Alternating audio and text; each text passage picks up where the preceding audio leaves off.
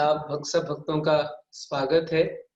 तो आज हम जो विषय चर्चा करेंगे वो है कुंती महारानी की प्रार्थनाएं, जो कि श्रीमद् भागवतम के पहले स्कंद में ये सुंदर प्रार्थना हमें पढ़ने को मिलता है। 8वां अध्याय prayers bye queen Kunti.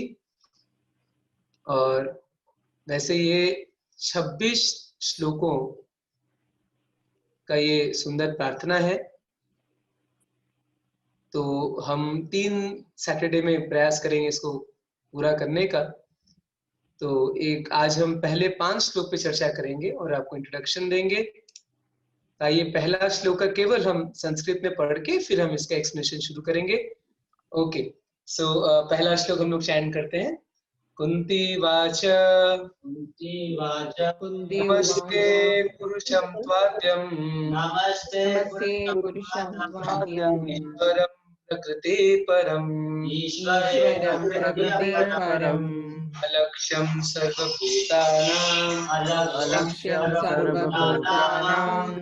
बहिरवस्थितम्। Srimati Kunti said, "O Krishna, I offer my obeisances unto you because you are the original personality and are unaffected by the qualities of the material world. You are existing both within and without everything, yet you are invisible to all." Om Jnana-timirandhasya Jnananjana-shalakaya Chakshunditam yena tasmai Shri Gurave Namaha.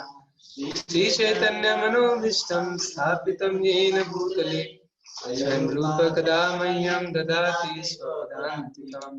Vandeham Shri Guru Shri Yuta Padakalam Shri Gurun Vaishnavamcha Shri Rupam Sagrajatam Sagana Raghunathanvitam Tam Sadvaitam Savadutam Parijana Sahitam Krishna Chaitanya Devam Shri Radha Krishna Padam Sahagana Lalita Shri Vishakhanvitam Cha. He Krishna Karuna Sindhu Dinabandho Jagatpate Gopesha Gopika Kanta Radha Namaste Tapta Kanchana Gaurangi Radhe Vrindavaneshwari Visheshanusri Namahi.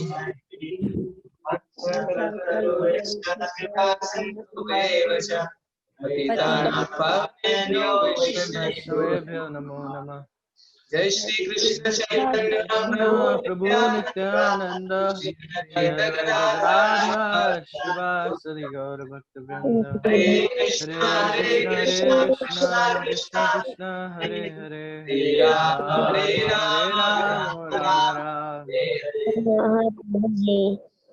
हरे कृष्णा।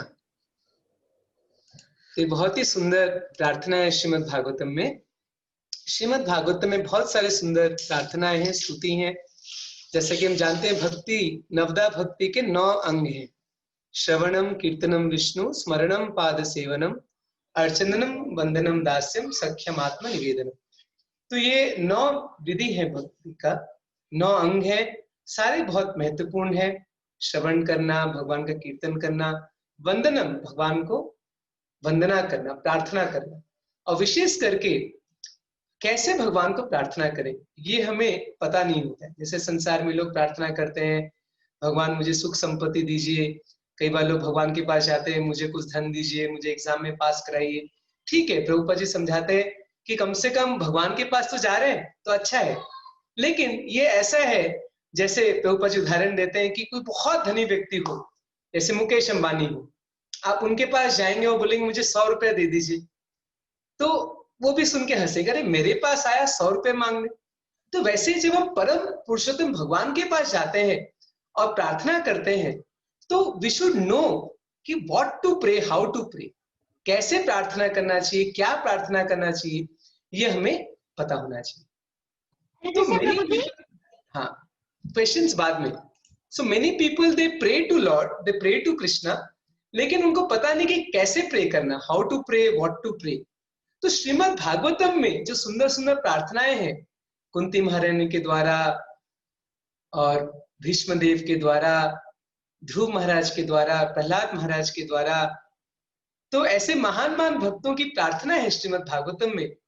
जिसके माध्यम से हमें समझ में आता है कि हमें कैसे प्रार्थना करनी चाहिए। इसलिए ये प्रार्थना सुनना पढ़ना बहुत आवश्यक है।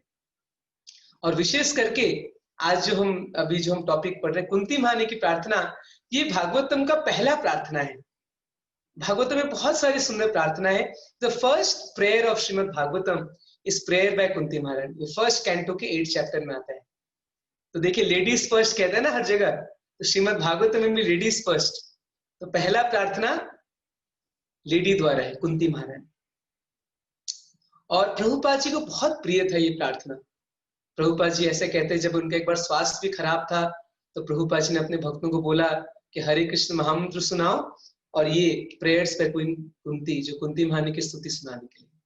प्रभुपाद जी ने इस पे कई लेक्चर दिए हैं और उन लेक्चर के पे आधारित एक पुस्तक भी बनाया है, प्रेयर्स पे कुंती। तो मैं निवेदन करूंगा, अगर हो सके तो इसको पढ़ भी सकते हैं, मैं सॉफ्ट कॉपी भी शेयर करूंगा। बहुत सुंदर प्रभुपाद जी द्वारा एक किताब है, प्रेयर्स पे कुंती।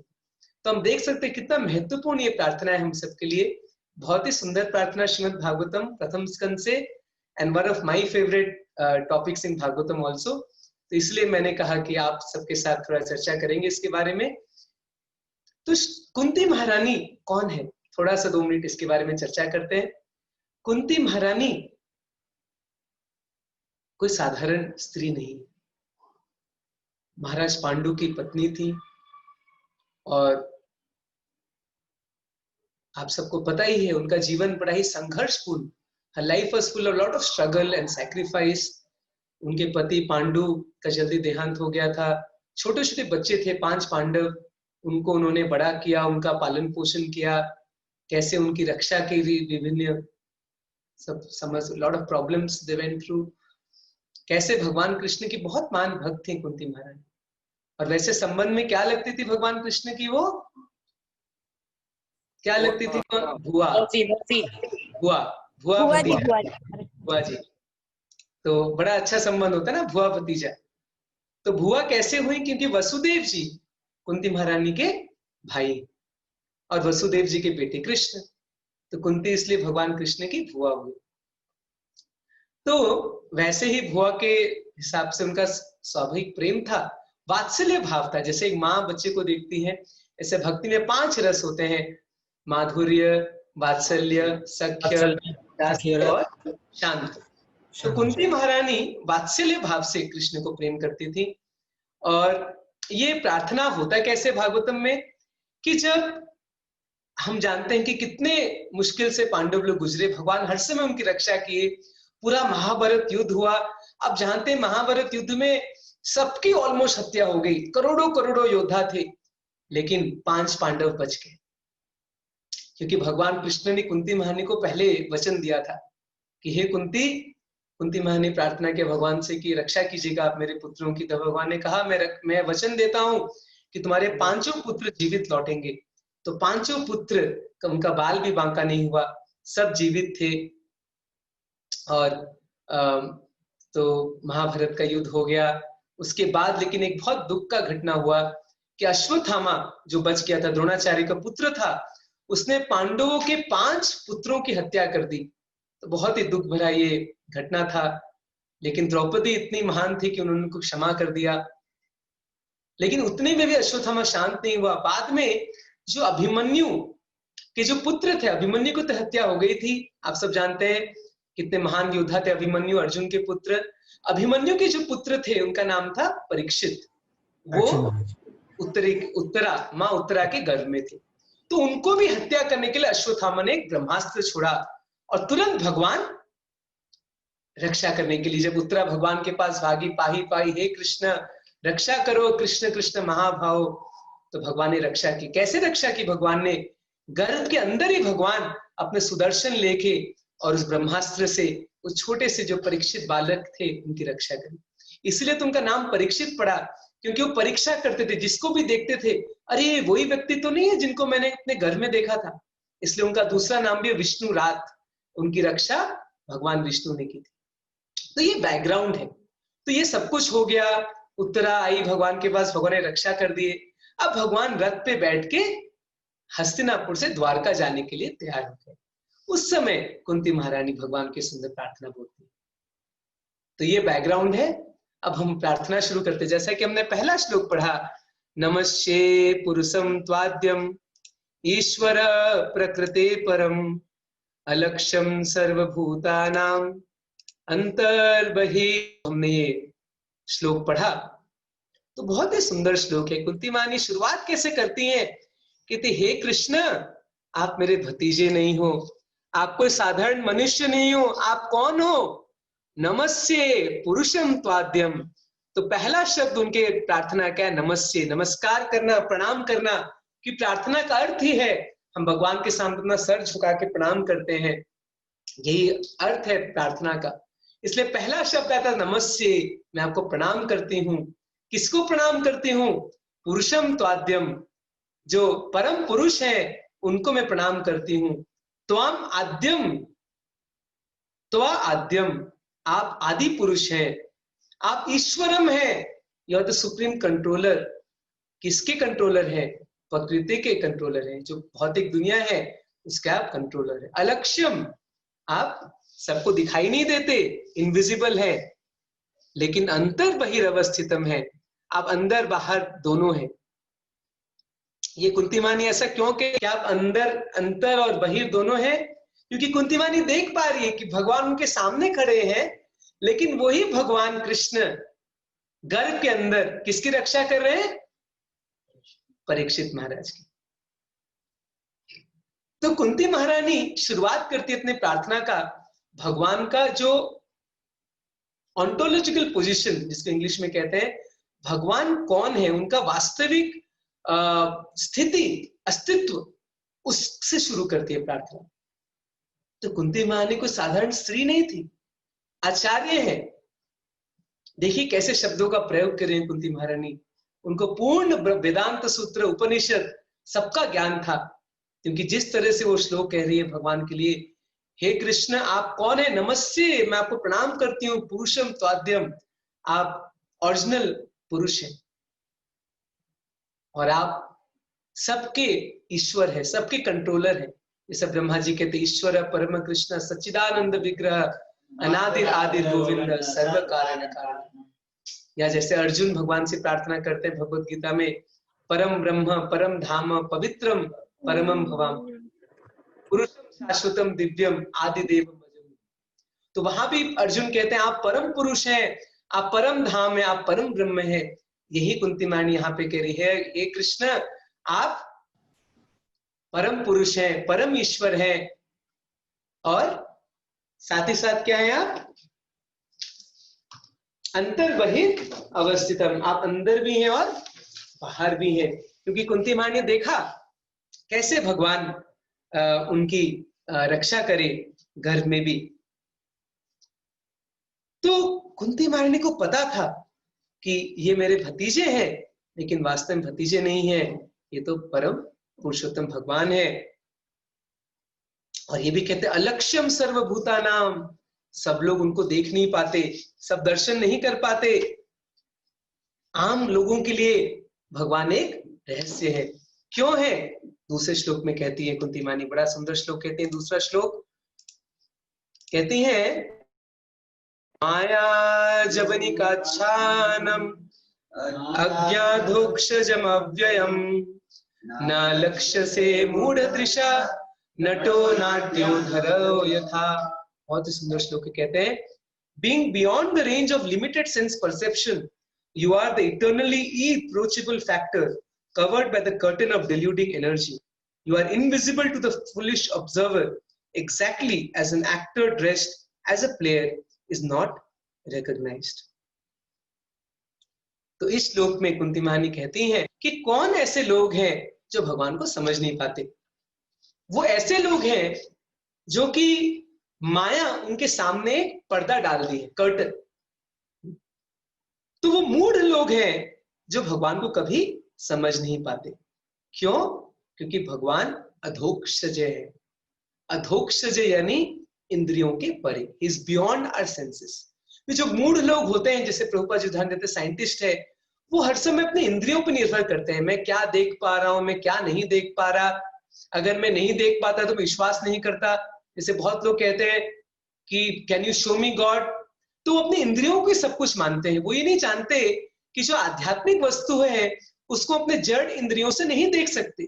कई सारे ऐसे सूक्ष्म चीज है, हमारे मन को भी हम अपने आंख से नहीं देख सकते, हमारी बुद्धि को, आत्मा तो खैर दूर की बात है, आत्मा तक को हम आंखों से नहीं देख सकते। तो जो परमात्मा है, जो परम पुरुष है, कृष्ण है, उनको हम भला अपने आंख से कैसे देख सकते हैं?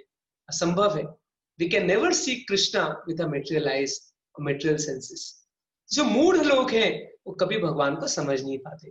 भगवान आते भी हैं इस संसार में, दिव्य रूप में अवतार लेते हैं, या कभी कभी प्रभुपाद जी कहते हैं भगवान अर्च विग्रह के रूप में आते हैं, जैसे मंदिर में राधा श्याम सुंदर है, जगन्नाथ जी हैं, उस रूप में भगवान आते हैं। लेकिन जो मूढ़ लोग होते हैं वो उन पे विश्वास नहीं करते, वो उनको नहीं मानते। क्यों? क्योंकि वो माया जवनिका छानम, जैसे भगवान भगवत गीता में भी कहते हैं कि मैं नाहम प्रकाश सर्वस्य योग माया समावृत मूढ़ो यम नाभि जान, कि जो मूढ़ लोग हैं वो मुझे कभी नहीं जान सकते, क्योंकि मैं अपने आप को ढक लेता हूं योग माया के द्वारा। तो यहाँ पे वही बात, माया जवनिका अच्छा नाम, जैसे अगर मैं खड़ा हूं, आप अगर बीच में पर्दा लगा दिया तो आप मुझे नहीं देख सकते। उसी प्रकार जो लोग मायाग्रस्त हैं, जो मूढ़ हैं, जिनका कोई आध्यात्मिक रुचि नहीं है, वो भगवान को समझ नहीं पाते। हालांकि भगवान बहुत सारे दिव्य लीला करते हैं। जैसे जब भगवान कृष्ण के रूप में आए तो बचपन से ही भगवान का प्राकट्य दिव्य था। फिर भगवान जब कुछ ही दिन के थे उन्होंने पूतना का वध किया, फिर तृणावर्त का वध किया। 7 साल की उम्र में उन्होंने गोवर्धन जैसे महान पर्वत को धारण कर लिया, अपने बाएं हाथ की छोटी उंगली में 7 दिन तक धारण करके रखा भगवान। गोपी जन बल्लभ गिरिवर धारी। तो भगवान ने ऐसे अद्भुत लीलाएं की, और सारे बड़े बड़े आचार्य ऋषि, नारद, देवल, असित, रामानुज, चैतन्य महाप्रभु, सबने भगवान कृष्ण को स्वीकार किया कि यही परम पुरुषोत्तम भगवान है। लेकिन फिर भी जो मूढ़ लोग हैं, जो मूर्ख हैं, वो भगवान को नहीं मानते।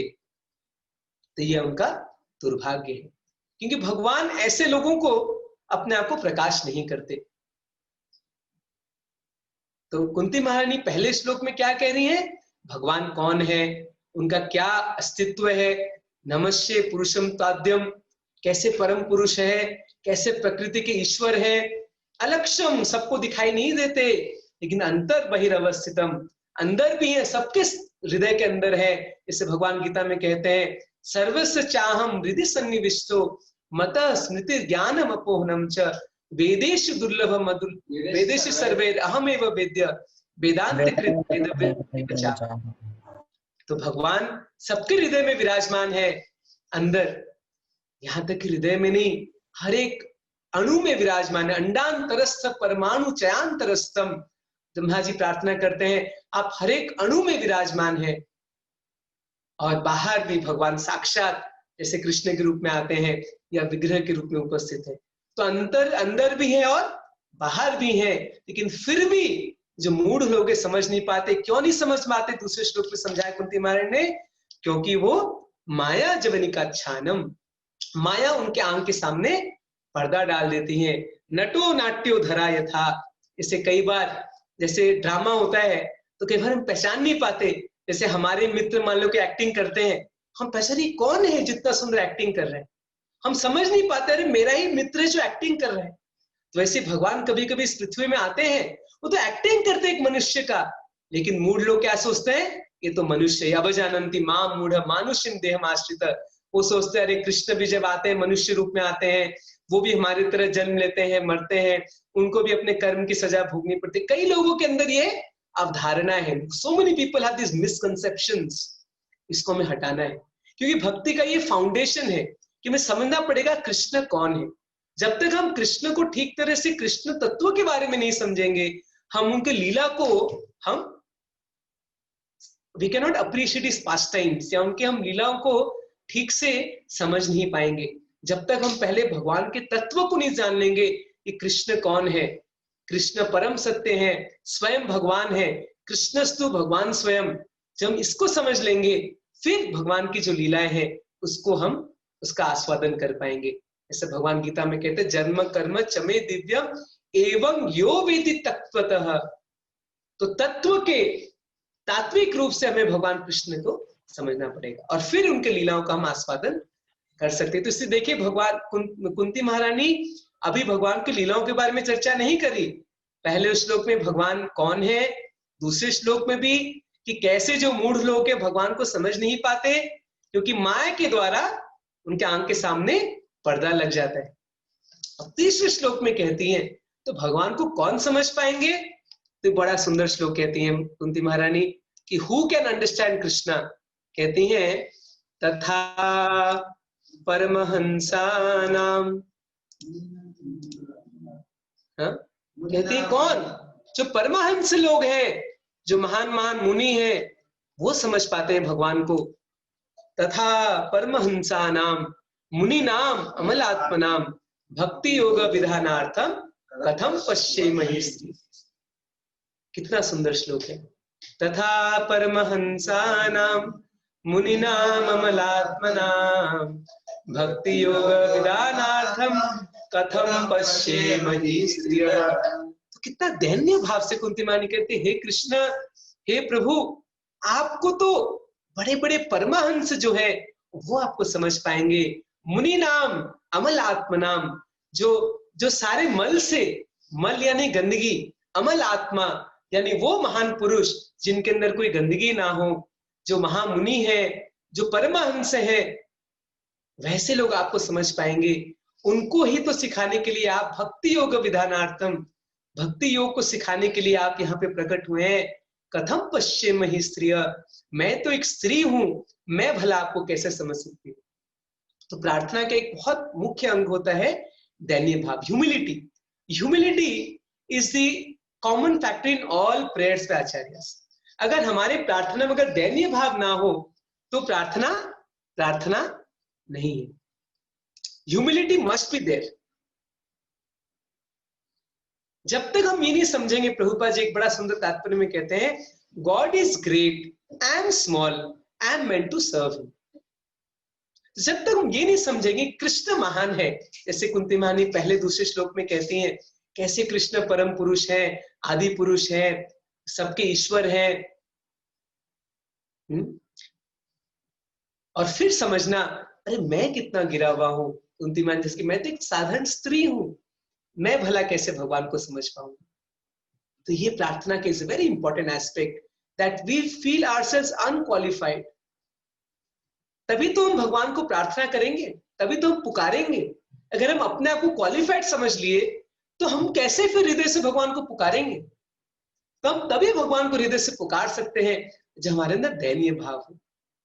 जैसे चैतन्य महाप्रभु शिक्षाष्टकम प्रार्थना में कहते हैं, त्रिनादपि सुनीचेन तरोरपि सहिष्णुना अमानिन मानदेन कीर्तनेन सदा हरे।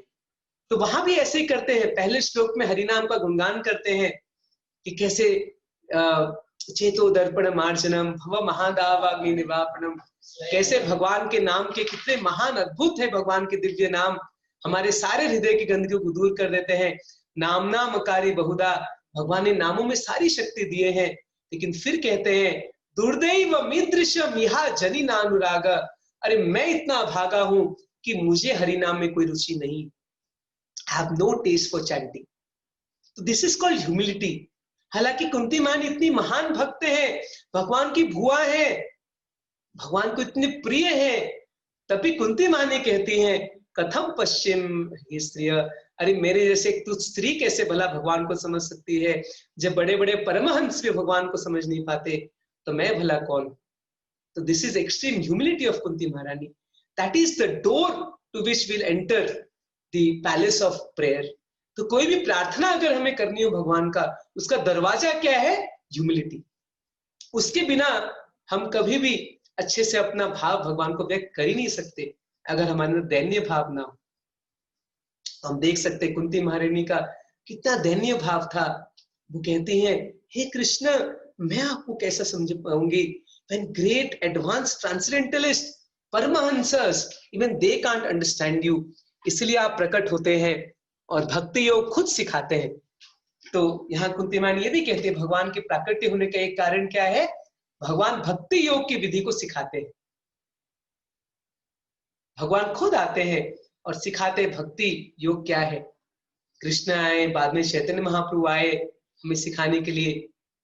वैराग्य विद्या निज भक्ति योग शिक्षार्थमेक पुरुष पुराण श्री कृष्ण चैतन्य शरीरधारी कृपा मुदस्तम अहम प्रपद्ये। तो ये भक्ति योग का जो विधि है उसको सिखाने के लिए भगवान कृष्ण आते हैं या चैतन्य महाप्रभु आते हैं, हमें सिखाने के लिए भक्ति कैसे करनी चाहिए।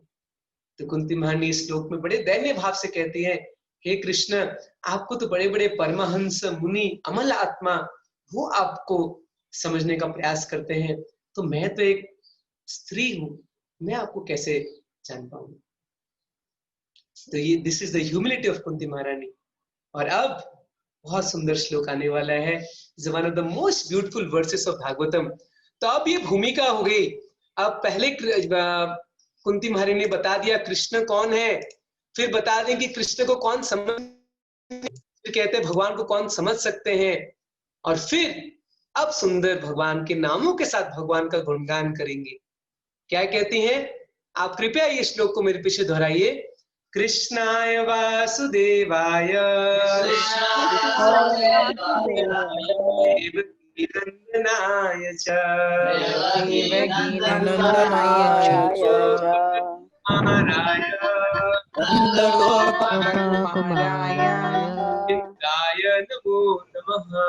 गोविंदाय नमो नमः। कृष्णाय वासुदेवाय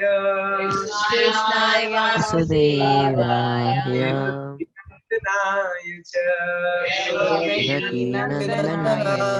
गोपकुमाराय गोविंदाय नमो नमः। शायद आपने ये श्लोक सुना भी होगा, बहुत ही सुंदर श्लोक है श्रीमद् भागवतम का। इतना सुंदर श्लोक है, इसमें कुंती महारानी भगवान के अलग अलग नामों का वर्णन करती है। नाम ही है सारे कृष्ण के। कहते कृष्णाय, हे कृष्ण, वासुदेवाय, हे वासुदेव, देवकी नंदनाय च, हे देवकी नंदन, नंद गोप कुमाराय, हे नंद के कुमार, नंद के पुत्र, गोविंद, हे गोविंद, गोविंदाय नमो नमः, प्रणाम करती हूँ। पहला श्लोक भी कुंती महारानी ने क्या कहा था? नमस्ते पुरुषम त्वाद्यम, और इस श्लोक में कहते नमो नमः, बार बार प्रणाम करती है। वो सब भजन आप जानते ही हैं। कृष्ण जिनका नाम है, गोकुल जिनका धाम है, ऐसे श्री भगवान को बारंबार प्रणाम। तो ये बारंबार प्रणाम करना, यही तो सार है भक्ति का। भगवान गीता में कहते हैं मन मना भव मद भक्तो मद याजी माम नमस्कुरु माम एव शशि सत्यन्ते प्रति जाने प्रियोसी। कहते हैं मेरा चिंतन करो, मन मना। भगवान का चिंतन करना इतना आसान नहीं है, हमारा मन तो इधर उधर भागता है, मन मना बड़ा मुश्किल है। मद भक्तो, भगवान का भक्त बनना, ये भी बहुत मुश्किल कार्य है। मन मना भव मद भक्तो बहुत मुश्किल है। मद याजी, भगवान की अर्चना पूजा करना, ये भी इसमें बहुत विधि विधान है, that is also very difficult. लेकिन माम नमस्कुरु, ये चारों में से सबसे आसान क्या है? प्रणाम करना। कोई भी जाके, प्रभुपाद जी कहते हैं anyone can go before Krishna and offer his respects. सबसे आसान है, कम से कम इतना तो हम सब कर सकते हैं। भगवान के पास जाके अपने घर में छोटा सा मंदिर बनाए, चाहे विग्रह रखें या भगवान का फोटो रखें और प्रणाम करें, बारंबार प्रणाम करें। हे कृष्ण, आप महान है, आप मेरे स्वामी हैं, मैं आपका सेवक हूं, इस भाव से प्रणाम करें। कृष्ण मैं आपका हूं, तवास्मी, ओ कृष्ण आई एम योर्स, मैं आपका दास हूं, इस भाव से प्रणाम करें। हो सके तो कुछ स्तुति बोले, जैसे हे कृष्ण करुणा सिंधु दीनबंधु जगतपते गोपेश गोपिका कांत राधा कांत नमस्ते। और ये श्लोक बोले, इसीलिए मैंने ये स्तुति हम चर्चा कर रहे हैं। कुछ एक दो श्लोक इसमें से याद रखिए, ताकि जब भगवान के पास प्रणाम करें तो कुछ श्लोक तो उच्चारण करें। जो हमारे आचार्य लोग सुंदर सुंदर श्लोक की व्याख्या की, बहुत सिंपल श्लोक है ये। कृष्णाय वासुदेवाय देवकी नंदनाय च नंद गोप कुमाराय गोविंदाय नमो नमः। बहुत ही सिंपल सुंदर श्लोक है, कृपा करके आप सब इसको याद कर सकते हैं। तो कितना सुंदर श्लोक है, सब भगवान के अलग अलग नामों का वर्णन करते हैं। कुंती महारानी कहती हे कृष्ण, आपका नाम वासुदेव है। तो वासुदेव के वास्तव में दो अर्थ हैं। एक तो वासुदेव यानी जो सर्वव्यापी है, एक है भगवान वसुदेव के पुत्र, और तीसरा है कि जो वसुदेव चेतना में जो है, शुद्ध चेतना में, वही उनको समझ सकता है, तो वह वासुदेव। तीन अर्थ प्रभुपा जी समझाते हैं। पहला क्या है, जो सर्वव्यापी है, वसुदेव के पुत्र हैं, और जिनको शुद्ध आत्मा समझ सकते हैं, जो वसुदेव स्थिति में है, दे कैन अंडरस्टैंड हिम। तो कई बार जो मायावादी होते हैं, जो निराकारवादी होते हैं, वो वासुदेव बोलते हैं, लेकिन वो वासुदेव को कृष्ण नहीं मानते, सोचते वासुदेव यानी भगवान का जो निराकार स्वरूप। नहीं, Vasudev is clearly person. Vasudev का स्पष्ट अर्थ है परम पुरुष। इसलिए तो कह रहे हे कृष्ण, हे वासुदेव, हे देवकी नंदन। कोई डाउट नहीं छोड़ रही कुंती महारानी, कहते आप ही कृष्ण हैं, आप जो देवकी नंदन है, आप वसुदेव जी के पुत्र हैं। कृष्णाय वासुदेवाय देवकी नंदनाय च। इतना ही नहीं, आप कौन है, नंद गोप कुमाराय, आप नंद के भी पुत्र हैं। कैसे हो गए दोनों के पुत्र? क्योंकि हम सबको पता है कि भगवान प्रकट तो हुए वसुदेव देवकी जी के द्वारा उनके सामने कंस के कारागार में, लेकिन तुरंत कहां चले गए भगवान? गोकुल चले गए, और नंद बाबा और यशोदा मैया के पास चले गए, और सारी अपने सुंदर बाल लीला भगवान ने वहीं पे सुंदर लीला की। नंद गोप कुमाराय गोविंदाय, आखिरी में कहते गोविंद। तो प्रभुपाद जी इस तात्पर्य में बड़ा सुंदर समझाते हैं कि जो भगवान कृष्ण जब प्रकट होते हैं, तो भगवान की सबसे अंतरंग लीला होती है, वेरी इंटीमेट पास टाइम्स। जैसे कहते हैं भगवान राम, वो तो राजा के पुत्र थे, उनसे हर कोई मिल नहीं सकते थे। खैर भगवान भी वनवास में राम जी जब गए तो उनसे लोग मिलते थे। अयोध्या में जब थे भगवान राम जी, तो राजा राम थे। लेकिन कृष्ण वृंदावन में एक साधारण एक ग्वाल बाल के रूप में सबके साथ खेलते थे। उनके सखा उनके ऊपर नाचते थे, गाते थे, सब साथ में झूमते थे, गैया चराते थे, गोपाल। तो जो सुंदर सुंदर लीला है भगवान कृष्ण की, वो ब्रज में जो भगवान की लीला हुई वो सबसे मधुर है। वास्तव में हम कोई अवतार की लीला ले लें, इन सबसे मधुर लीला भगवान कृष्ण की। भगवान कृष्ण के बारे में सब कुछ मधुर है। जैसा आप वो भजन सुने, अधरम मधुरम वदनम मधुरम मधुराधिपते अखिलम मधुर, कि भगवान कृष्ण के बारे में सब कुछ मधुर है। वेणुर मधुरा रेणुर मधुरा, भगवान की वेणु मधुर है, भगवान का रूप मधुर है, भगवान का शयनम मधुर है, भगवान का वचनम मधुरम है, भगवान का नाट्यम मधुरम है। भगवान हर तरह से सुंदर मधुर रूप में नाचते हैं, मधुर रूप में वेणु बजाते हैं, उनका रूप सुंदर है, उनकी लीलाएं बहुत मधुर है। तो ये सब मधुरम है, मधुराधिपते अखिलम मधुरम। तो Krishna is the emperor of all sweetness. तो प्रभुपाद जी समझाते हैं कि कैसे भगवान इतने सुंदर लीलाएं करते हैं वृंदावन में, और ये ब्रजभूमि बड़ा ही विशेष स्थान है कि भगवान ब्रज में ये सुंदर लीलाएं करते हैं।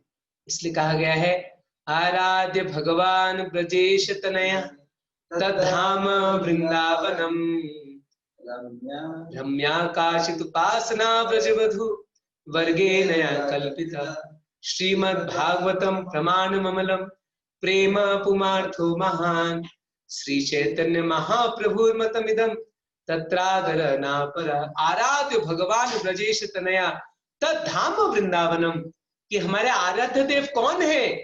ब्रजेश तनया कृष्ण। तद्धाम वृंदावनम, उनका धाम भी हमारे उतना ही आराध्य है जितने भगवान कृष्ण स्वयं है।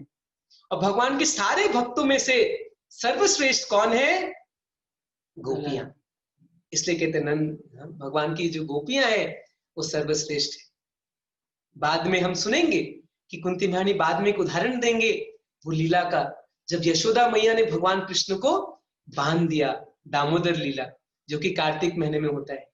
कुंती महारानी आगे कहेंगे अपने प्रार्थना में कि हे कृष्ण, ये सब लीला के बारे में सुनती हूँ मैं तो विचलित हो जाती हूँ कि अरे एक तो आप परम पुरुष है, आप अचिंत्य है, अनंत है, अगोचर है, अधोक्षज है, पर आपको यशोदा मैया ने एक रस्सी से बांध दिया और आप रोने लगे।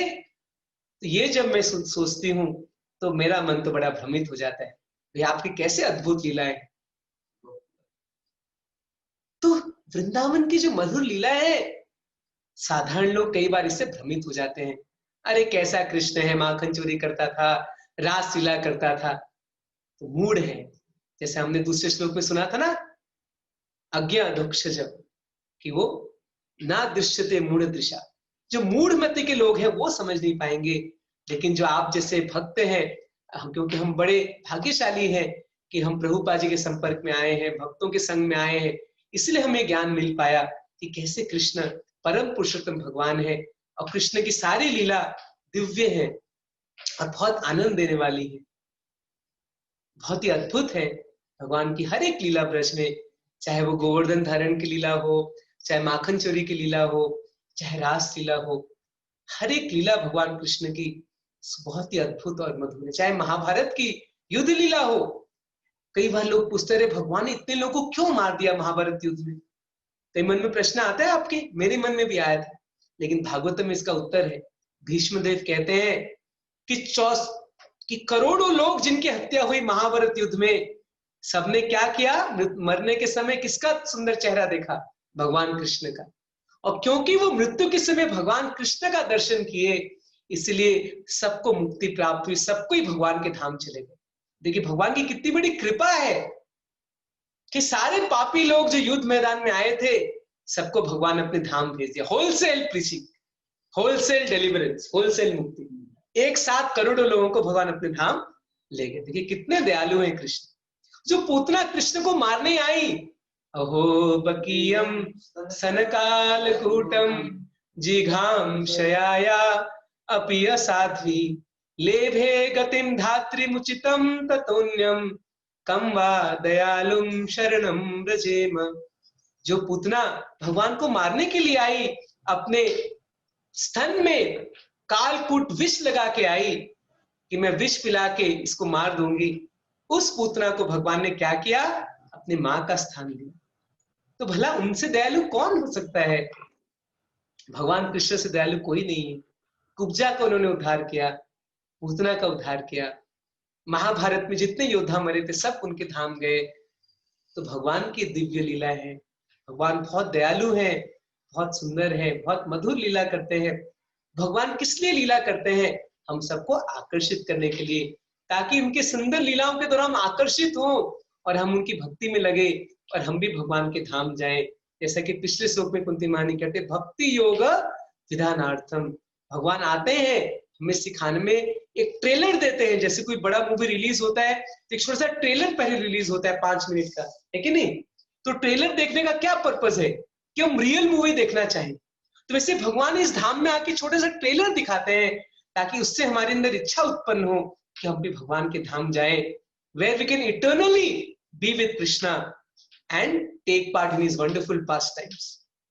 तो जब हम ये सुंदर लीला के बारे में सुनते हैं, पढ़ते हैं, we should develop that desire कि हाँ मुझे भी भगवान के धाम जाना है, मुझे भी भगवान के साथ लीला करना है।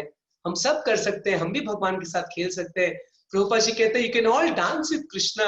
हम भी भगवान के साथ नृत्य कर सकते हैं, खेल सकते हैं, अगर हम भक्ति के इस मार्ग को पालन करें। इतना सुंदर श्लोक है ये, मैं आपसे निवेदन करूंगा इसको जरूर याद रखिए। कृष्णाय वासुदेवाय देवकी नंदनाय च नंद गोप गोविंदाय नमो नमः।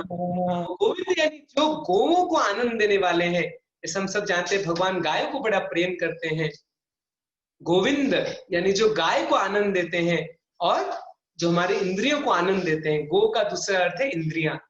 तो जो इंद्रियों को आनंद देने वाले हैं, जो गायों को आनंद देने वाले, वैसे गोविंद को मैं प्रणाम करती हूँ।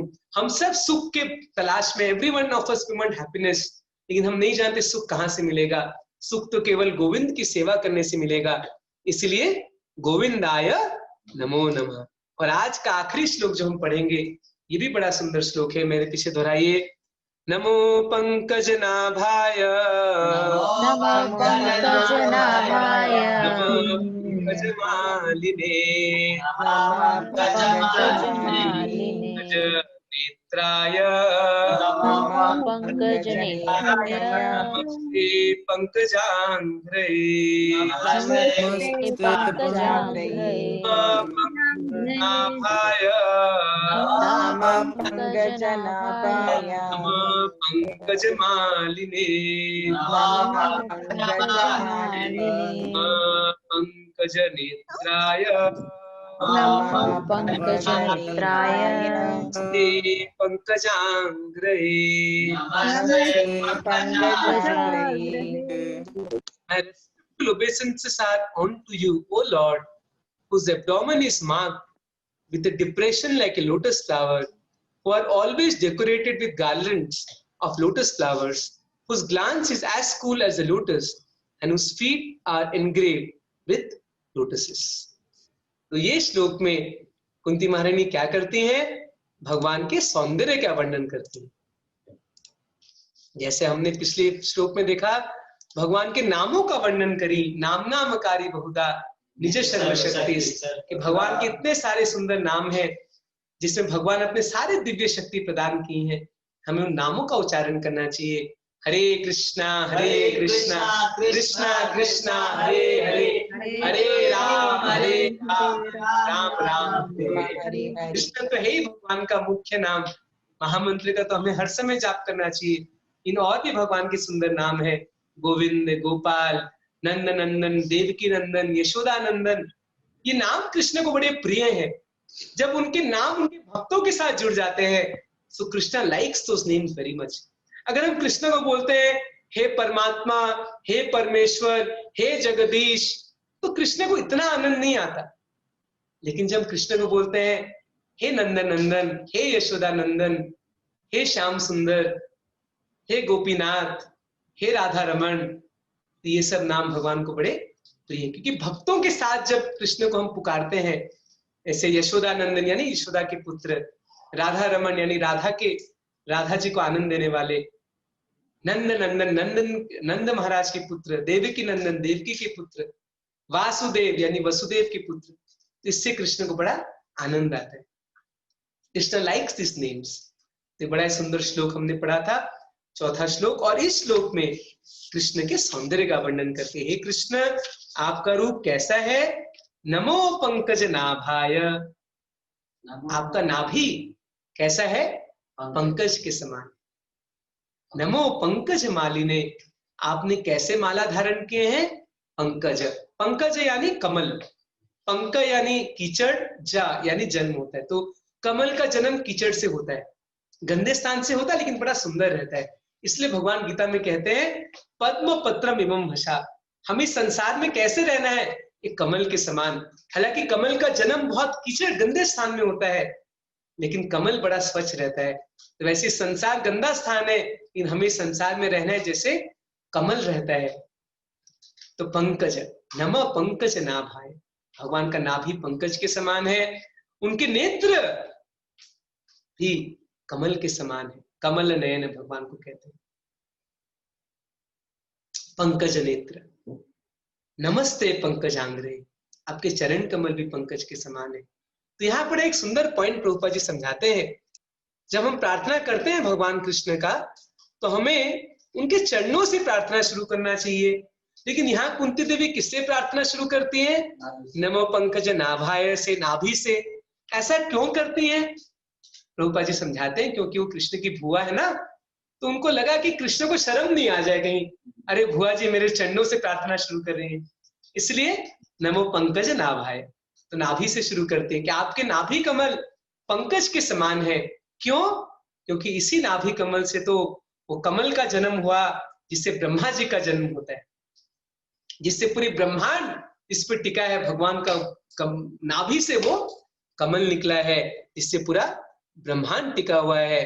नमो पंकज मालिनी, जैसा फोटो में देख सकते हैं, भगवान बहुत सुंदर माला पहने हैं कमल फूल का। नमो पंकज मालिनी, नमो पंकज नेत्राय, भगवान के नेत्र बड़े सुंदर है पंकज के समान। नमस्ते पंकज के चरण भी पंकज के समान है, कमल के समान है।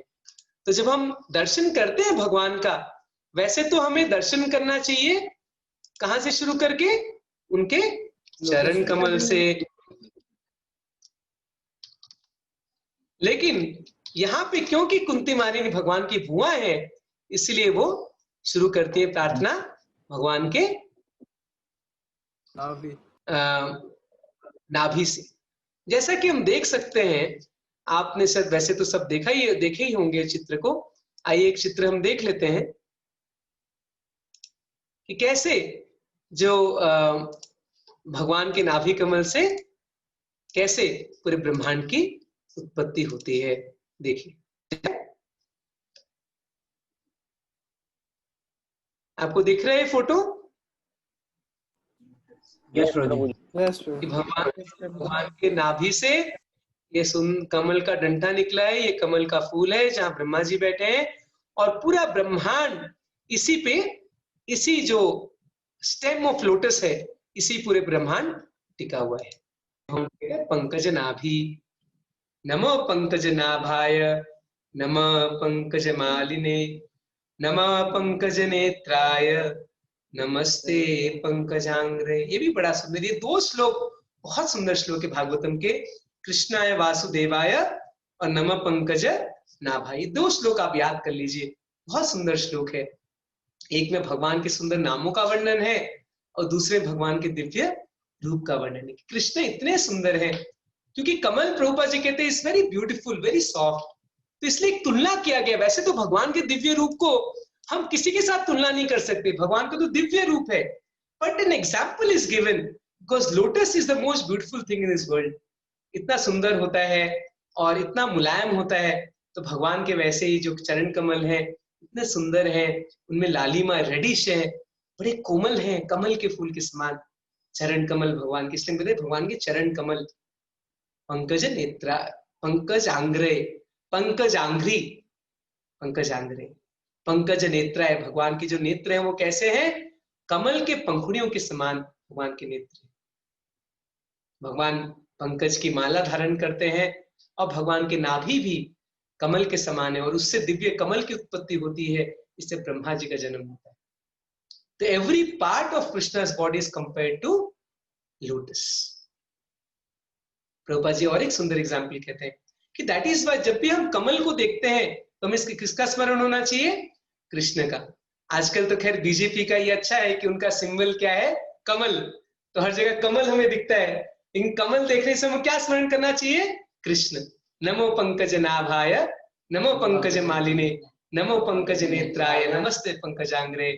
चलिए, अच्छा है, कम से कम उन्होंने एक अच्छा सिंबल चुना, कमल, क्योंकि कमल का उपमा हमारे शास्त्र में बहुत बार दिया गया है। भगवान के सौंदर्य को की वर्णन किसके साथ तुलना की गई है? कमल के समान, पंकज के समान। तो जब भी हम भगवान के पास आगे से जाएंगे, प्रणाम करेंगे, तो 2 श्लोक अवश्य बोलिएगा। कौन से 2 श्लोक? कृष्णाय वासुदेवाय देवकी नंदनाय च नंद गोप कुमाराय गोविंदाय नमो नमः। और दूसरा कौन सा श्लोक है? नमो पंकज नाभाय, नमः पंकज मालिने, नमो पंकज नेत्राय, नमस्ते पंकजांग्रे। तो बहुत सारे सुंदर श्लोक है कुंती महारानी के। तो आज हमने पहले 5 श्लोकों के बारे में चर्चा किया। 2 मिनट में आपको समरी बता दे।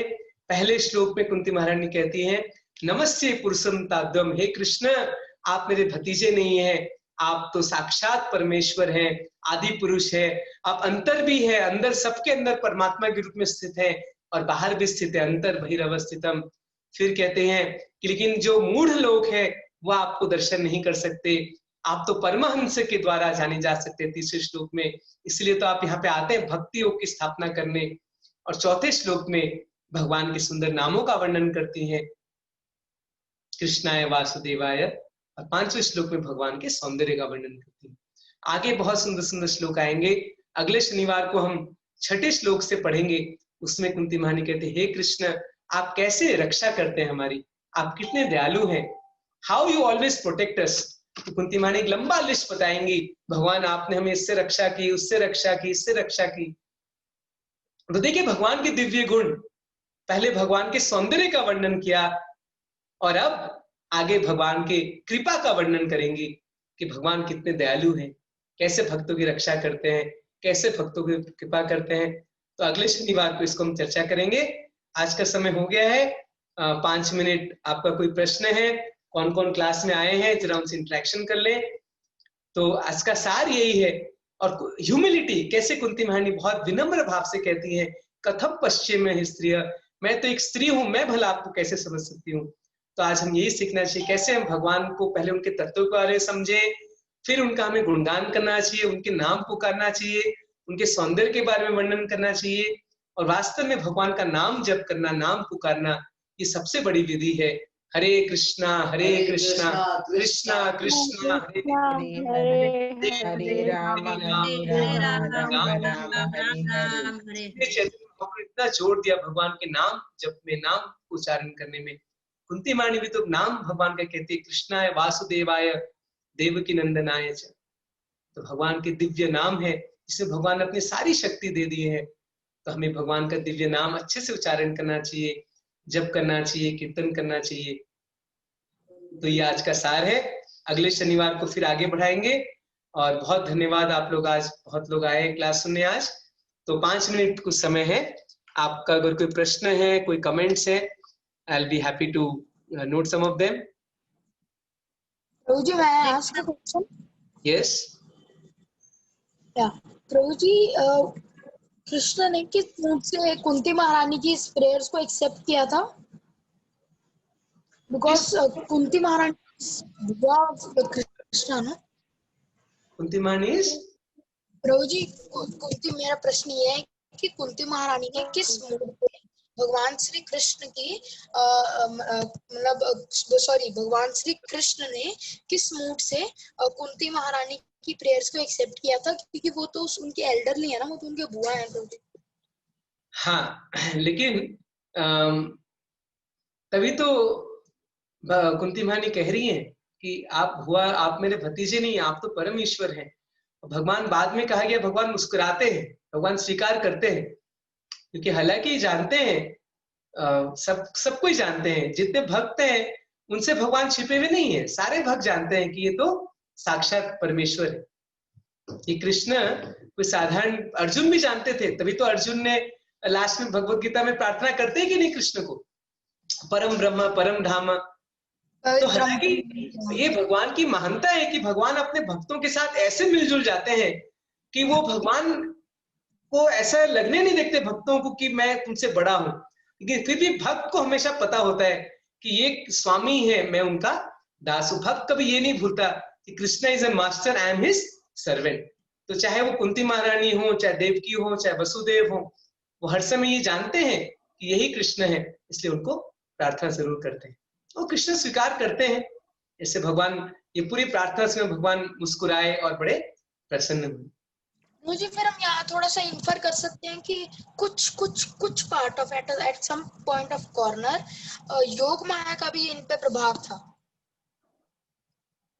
हाँ, योग माया का प्रभाव ये होता है कि वो भुला देते हैं कि ये कृष्ण है। जैसे यशोदा मैया जानती थी कृष्ण परमेश्वर, लेकिन फिर भी योग माया कभी भी यशोदा मैया को भुला देती थी।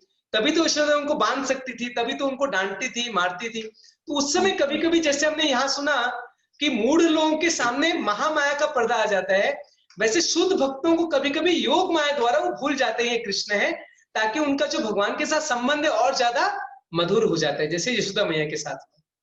बहुत अच्छा point, yes, thank you, good, okay. Any other questions और कमेंट्स? हरे कृष्णा प्रभु जी। हरे कृष्णा प्रभु जी। हरे कृष्णा प्रभु जी। मेरे हाँ प्रभु जी, मेरा एक क्वेश्चन था। अच्छा, पूछिए, आप पूछिए माता जी।